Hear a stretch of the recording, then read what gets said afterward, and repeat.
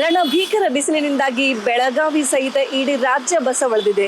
ನಿಜಕ್ಕೂ ಕೂಡ ಬೆಳಗಿನ 9 ಗಂಟೆಯ ನಂತರ ಸಂಜೆ 6 ಗಂಟೆವರೆಗೂ ಕೂಡ ಹೊರಗಡೆ ಕಾಲಿಡೋದಕ್ಕೆ ಆಗೋದಿಲ್ಲ ಅನ್ನೋಷ್ಟು ಭಯಂಕರವಾದಂಥ ಬಿಸಿಲು.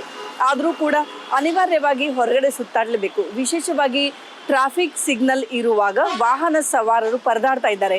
ಯಾಕೆಂದರೆ ಇಂಥ ಬಿರು ಬೇಸಿಗೆಯಲ್ಲೇ ಅವರು ನಡುವೆ ಇರೋ ಸಿಗ್ನಲ್ ಲೈಟ್ ಆನ್ ಆದಾಗಿಂದ ವಾಪಸ್ ಅವರಿಗೆ ಗ್ರೀನ್ ಸಿಗ್ನಲ್ ಬರೋರ್ಗೂ ಕೂಡ ನಿಲ್ಲಬೇಕು.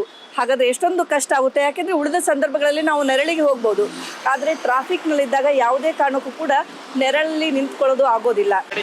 ಸರ್, ಬಿರು ಬಿಸಿಲು ಅಂಥ ಬಿಸಿಲಲ್ಲಿ ನೀವು ಇಲ್ಲಿ ನಿಂತಿದ್ದೀರಿ, ಏನು ಹೇಳ್ತೀರಾ? ಮೇಡಮ್, ಈಗ ಬೆಳಗಾವಿಯಲ್ಲಿ 35 ಡಿಗ್ರಿ ಸೆಲ್ಸಿಯಸ್ ಬಿಸಿಲು ಇದೆ. ಸೊ ಬೇಸಿಗೆ ಭಾಳ ಜಾಸ್ತಿ ಆಗ್ತಾಯಿದೆ. ಆದ್ದರಿಂದ ಬೆಳಗಾವಿ ಟ್ರಾಫಿಕ್ ಸಿಗ್ನಲಲ್ಲಿ ಒಂದು ಸಿಗ್ನಲ್ ಅವಧಿಯನ್ನು ಸ್ವಲ್ಪ ಕಡಿಮೆ ಮಾಡಬೇಕು. ಟ್ರಾಫಿಕ್ ರೂಲ್ಸನ್ನು ಎಲ್ಲರೂ ಫಾಲೋ ಮಾಡಬೇಕು. ಆಮೇಲೆ ಟ್ರಾಫಿಕ್ ಸಿಗ್ನಲ್ನಲ್ಲಿ ಮೇಲೆ ಛತ್ತನ್ನು ಶೆಲ್ಟರನ್ನು ಹಾಕಬೇಕು. ಆಮೇಲೆ ಅಲ್ಲಲ್ಲೇ ಕುಡಿಯೋ ನೀರಿನ ವ್ಯವಸ್ಥೆಯನ್ನು ಮಾಡಬೇಕಾಗಿ ವಿನಂತಿ ಮಾಡುತ್ತೇನೆ.